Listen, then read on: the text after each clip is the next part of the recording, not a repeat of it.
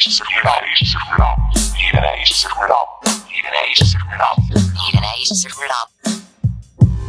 Facade of Faith, a reflection on modern Christianity. The Facade of Faith. The Facade of Faith.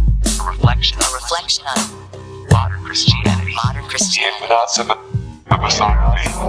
The Facade of Faith. The Facade of Faith. The Facade of Faith. The Facade of Faith. The Facade of Faith.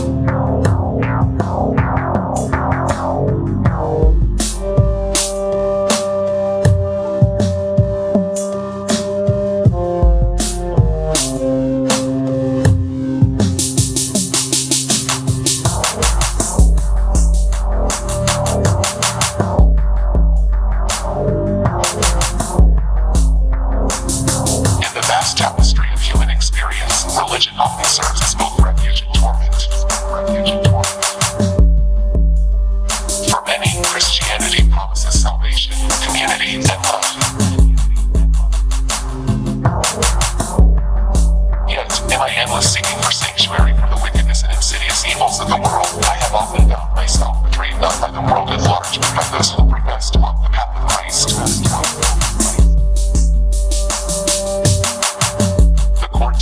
Christianity, love, compassion, humility resonate deeply. These principles, attributed to a man who lived and died for humanity, should be the cornerstone of every believer's existence. However, my journey has revealed a troubling reality, a profound disconnection between the ideals preached and the actions practiced. Betrayal in the sanctuary. Time and again, I made the vulnerable and perhaps naive decision to trust those who outwardly appeared to embody Christ's teachings. These were individuals cloaked in the facade of faith, presenting smiling faces and warm embraces that masked ulterior motives and deeply ingrained hypocrisy. These were individuals cloaked in the facade of faith, presenting smiling faces and warm embraces that masked ulterior motives and deeply ingrained hypocrisy.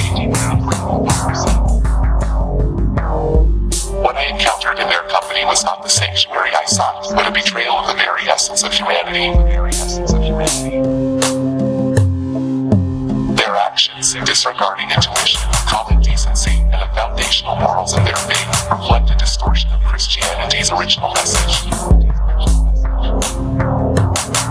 The desecration of Christ's name through their words and deeds felt not only personal but universal, as if every John and Jane Doe complicit in this farce were collectively eroding the sanctity of what Christ represented. Blind to their own blindness. One of the most insidious developments in modern Christianity is the way its followers have grown blind to the moral essence of biblical writings. In what were parables, fables, and morally infused prose, stories designed to teach and guide and strip them of their nuance, reducing them to literal truths and rigid dogma. Led Christians to overlook the crime represented in every crucifix they so proudly display. The crucifix, a symbol of injustice, suffering, and the brutal murder of an innocent man, should remind believers of humanity's capacity for cruelty and the necessity of love and redemption. Yet, instead of reckoning with that profound message, many Christians wear the crucifix as a badge of pride, blind to its implications. Even more disturbing is how this blindness has permeated their interactions with others. Modern Christians have developed a tragic tendency to witness someone suffering, whether at the hands of others or through misfortune, and justify it. They twist the narrative, turning the victim into the perpetrator in their own minds. They convince themselves that the suffering individual must have done something to deserve their pain, absolving themselves of any responsibility to offer compassion or aid. This is not just a failing of empathy, but a perversion of the very teachings they claim to follow. Christ's message was one of standing with the oppressed, loving the unlovable, and healing the broken. Yet, in their distorted view, they place blame where love is and support should be. Disillusionment and distracted souls. The state of modern Christianity, as I've experienced it, seems rooted in disillusionment.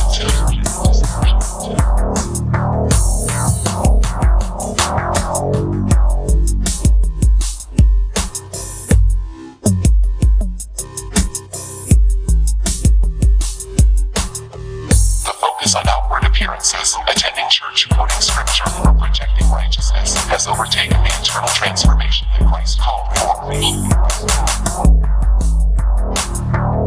Many have become so consumed by distractions, whether societal or self-inflicted, that they cannot witness their own spiritual demise.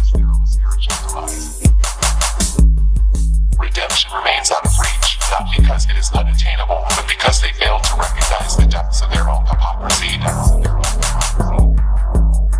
A deeper examination of faith.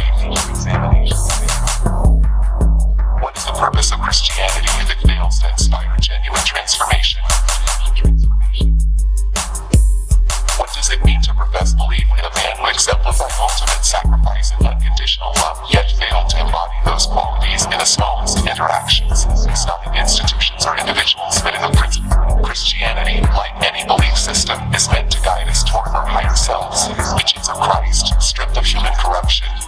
It should be a mirror reflecting our flaws and a compass pointing us toward growth. They remind me that love, humility, and justice are worth pursuing, but too often it becomes a tool for judgment, exclusion, and control.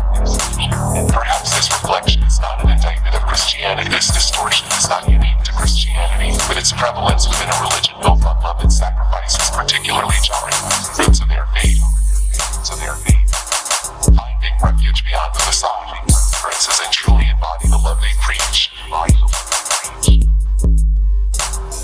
To see the crime in every crucifix and understand its meaning. To recognize the suffering of others, not as deserved or earned, but as an opportunity to embody the compassion Christ lived and died for.